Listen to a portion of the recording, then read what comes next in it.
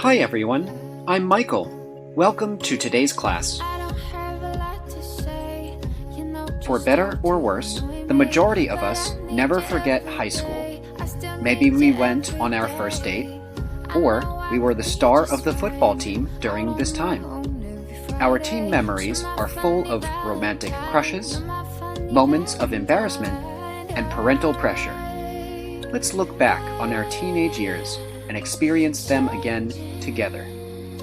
There are 3 things we're going to talk about in today's lesson. First, what is the mind of a teenager like? Second, what are major issues facing teenagers? And third, why do we remember our teenage years so well? People all feel very different during teenage years. To understand our teenage selves better, we need to look at the development that takes place during these years. First, let's take a look at the development of abstract thinking in teens. As teenagers grow, their abstract thinking becomes more developed. They begin to think about gray areas between black and white issues. They'll also change their mind about the gray areas to fit their goals and wishes.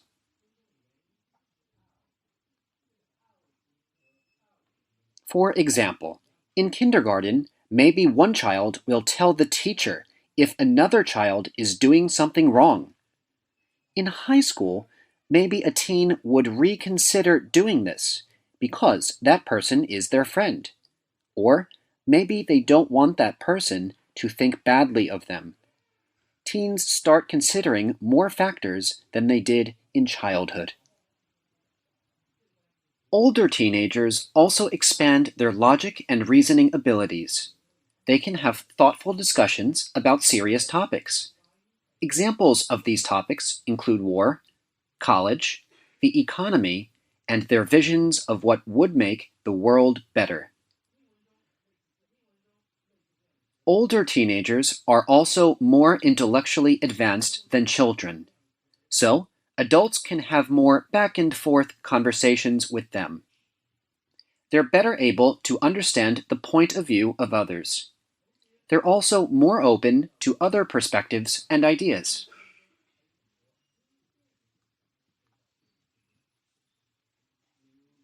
As intellectual growth develops, so do certain mental abilities. They gain the ability to solve problems, think about their future, and understand the long-term effects of their decisions. However, teens normally use these skills inconsistently. As a result, they sometimes do things without thinking them through first.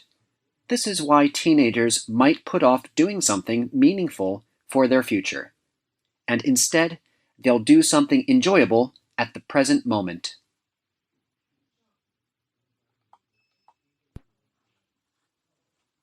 However, many older teens tend to use their new intellectual abilities as logical weapons. These weapons are used against their parents. For example, teens will try to find holes in their parents' logic and challenge them with thought-out reasoning. This is mainly because they are becoming more separate from their parents. Additionally, it is not uncommon for teens to question and challenge school and parental rules. Besides changes in their views, teenagers also try to explore their identity. Teens do many things to try and form an identity.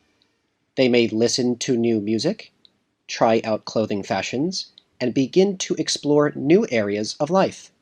Such examples include jobs, religion, political issues, and social causes.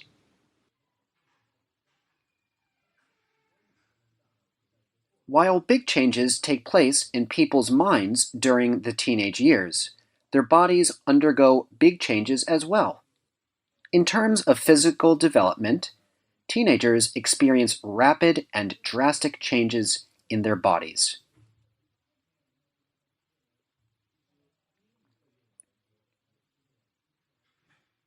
Boys are close to completing their physical growth. Teen boys' voices will lower and facial hair will appear. They may continue to gain height and muscle. Many boys like to model their appearance on somebody they admire, like a movie star or simply an older brother.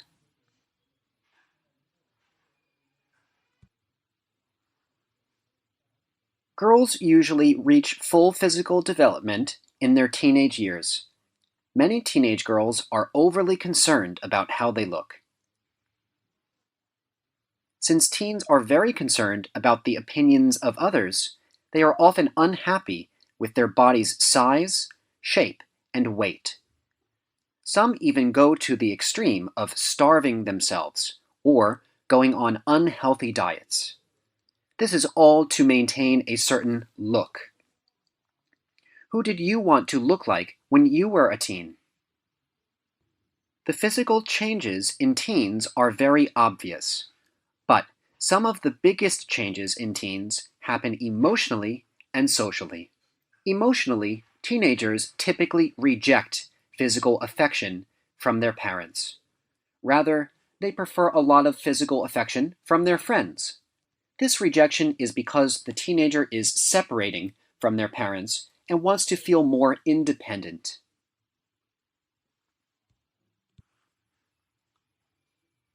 Kids typically will draw closer to their parents after they leave home.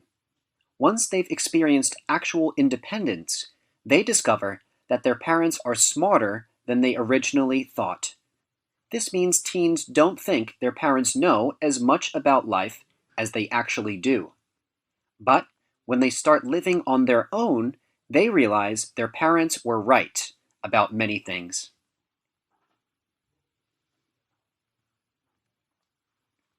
Because teens start feeling more independent, they may start getting involved in more risky behaviors. These behaviors include drinking alcohol, trying drugs, and having sex. Parents should help their kids avoid these behaviors by talking with them about what they're experiencing.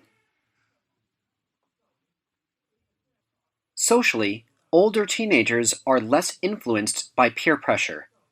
At the beginning stage of forming identity, teenagers are heavily influenced by peer pressure. As teenagers mature, they are less likely to give in. This is because they want to think for themselves and make their own decisions. However, they are greatly influenced by their friends regarding clothing, styles, music, and fads. They are also more likely to seek out advice and help from a friend rather than their parents. For example, maybe a boy is having issues with his girlfriend. Even though his parents have more relationship experience, he will consult his friends for advice.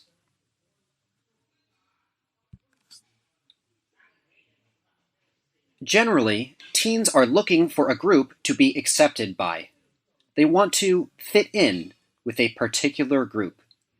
One man from our course is reminded of his teenage years when he sees two teens enter a coffee house. Let's listen to what he says. It was so clear how uncomfortable some of them were, yet they were pretending to have a good time. A couple of the boys were really awkward around the girls, and two of the girls were wearing too much makeup. I can remember wanting to be popular when I was in high school.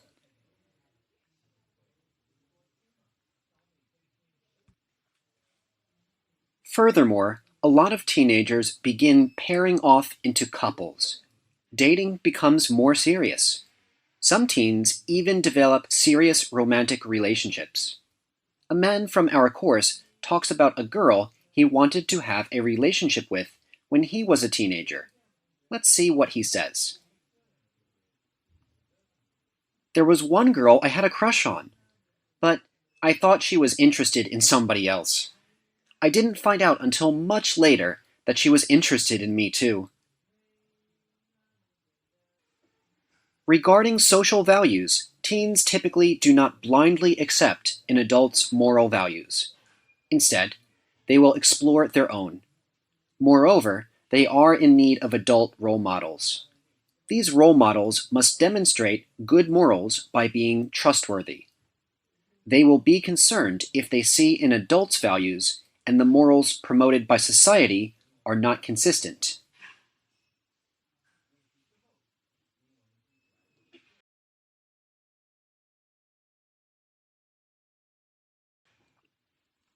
We have just finished talking about the mind of teenagers.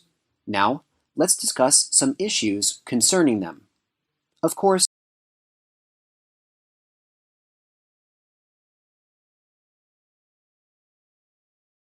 a big issue that teens have always faced is bullying. But with the spread of technology and the internet, a certain type of bullying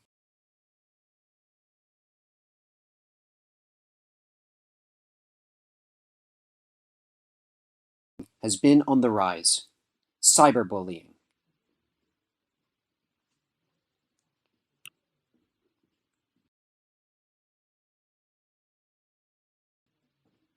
Cyberbullying is when someone uses technology to send mean, threatening, or embarrassing messages to or about another person. It is different from regular bullying because it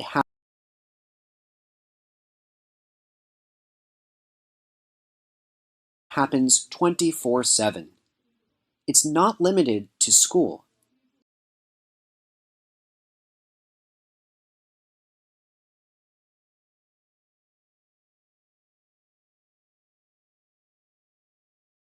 Teens remain connected through social media, so there is no option to just go offline.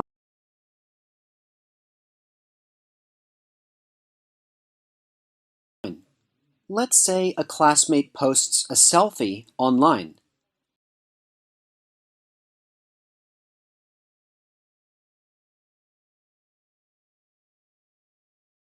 Someone else then makes a mean comment about it. Before you know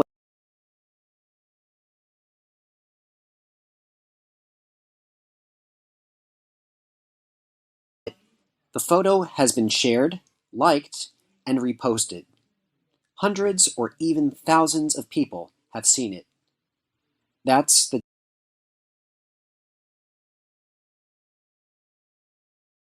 danger of cyberbullying. It's public, it spreads quickly, and it's active 24/7.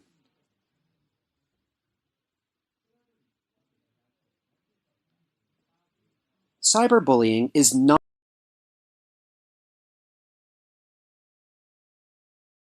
a new phenomenon, but a shocking number of teens are anonymously making mean posts online about themselves. This issue came to researchers' attention after the death of Hannah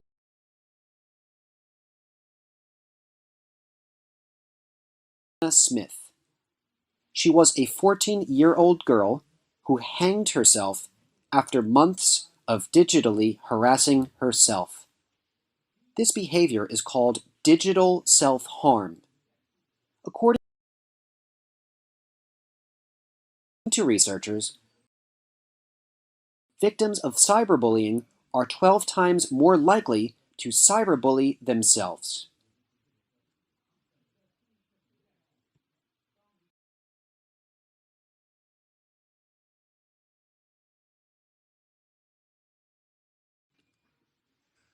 There is already a close link between physical self-harm and suicide attempts. Therefore, it's possible that the same connection could exist with digital self-harm. This is alarming because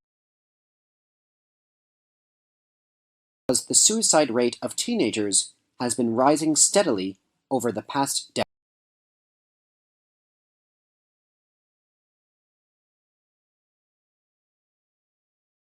decade.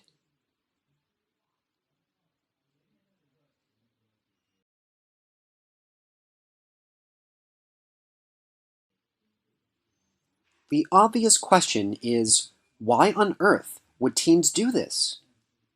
A number of teens were asked by researchers why they engaged in digital self-harm.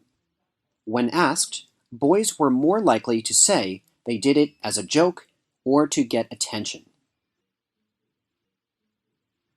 Girls often said they did it because they were suffering from depression. It's the same reason why someone may physically cause themselves pain. There is also evidence that social media plays an increasing role in mental health issues among teenagers. Speaking of digital issues, there is another one that is perhaps more obvious than cyberbullying: internet addiction. It's well known that many teens are fans of playing video games and using the internet.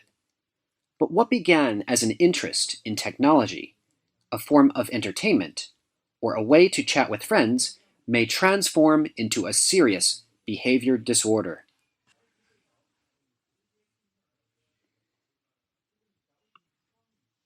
Teen internet addiction is more than just a strong urge to be online. It is a loss of control over one's ability to regulate or limit their time spent on the internet. Some people continue to regard teen internet addiction as simply a parenting issue. However, many experts consider teen internet addiction as a real issue, deserving further study.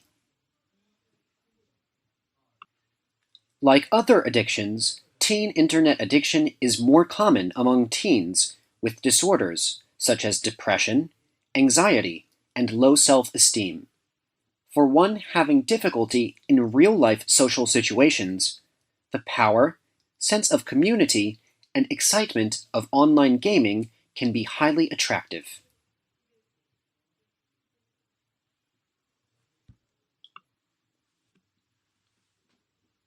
Another contemporary issue regarding teens is the negative effect of violent films and video games.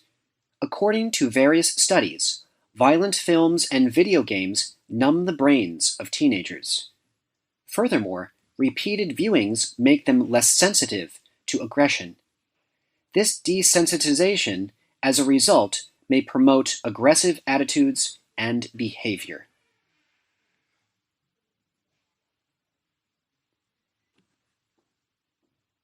In one study, researchers used brain scans to determine if teens become less emotionally responsive to violence the more they see it.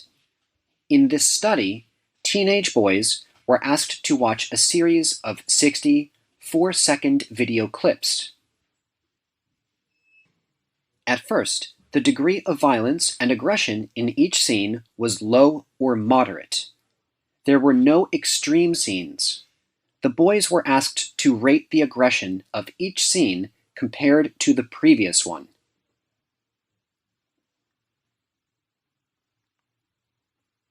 As they watched, their brains were monitored using MRI scans. As the boys were exposed to more violent videos, the activity in the brain regions connected with emotional reactivity decreased.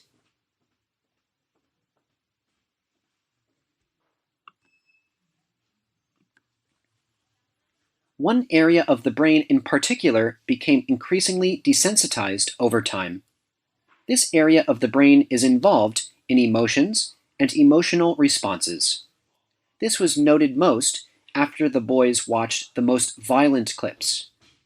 The question, however, of whether this desensitization leads to real-life violence is still up for debate. Another teen issue is currently widespread in China.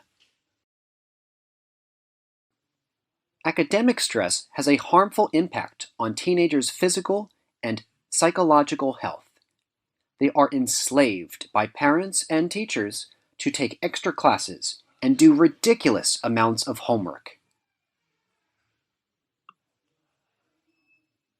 Research proves the harmful effects of academic stress on Chinese teens. Researchers found that 81% of the children worried a lot about exams. 63% of them were afraid of punishment by teachers. Shockingly, 73% were physically punished for lax academic effort by their parents. Over one-third of the children were reported suffering from illness caused by anxiety and worry once or more a week.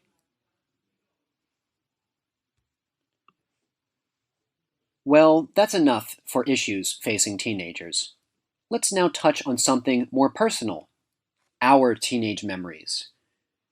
We can see that being a teenager is certainly an eventful time, and the teenage years for most of us are undoubtedly the most memorable.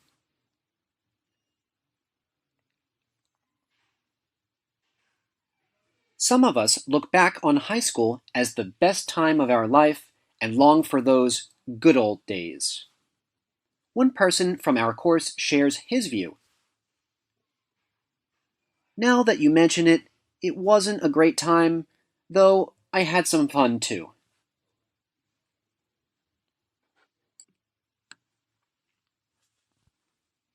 Others remember high school with a mixture of emotions: longing, regret, joy, and embarrassment. Another person from our course has a different opinion from the first one. He says, I guess it wasn't so bad at the time, except when I was preparing for my university entrance examinations. The more I watched them, the more I realized how glad I am that I don't have to go through that stage of life again.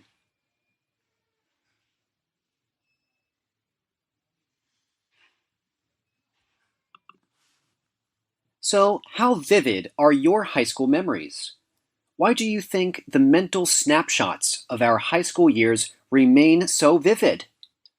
And why does this period of our lives seem to be so meaningful and memorable?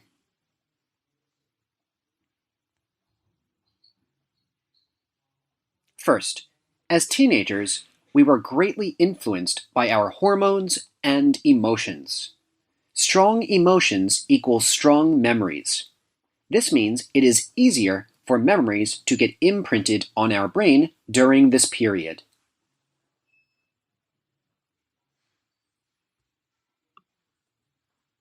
Researchers have identified something called the reminiscence bump. The reminiscence bump describes older adults having increased recollection of events from when they were younger. This period is between ages 10 and 30. Research shows that our strongest memories come from events during this period.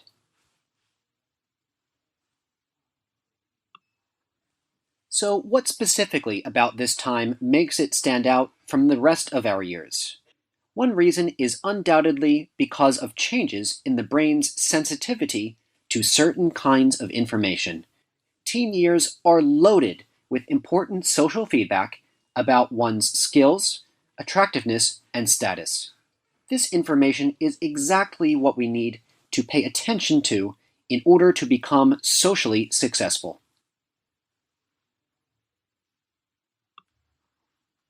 Looking at prehistory may also explain why so much meaning is attached to teenage years. One example we can look at is why teenagers often strive to be popular. As far as scientists can tell, our prehistoric ancestors lived in relatively small groups. People generally would live their entire life in this group.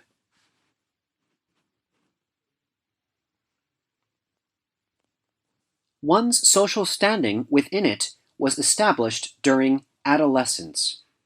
It was unlikely for a person considered to be a loser at 18 to rise to an important position at 40.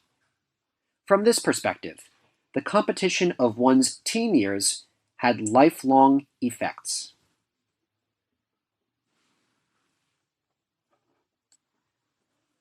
There is another theory called the social comparison theory.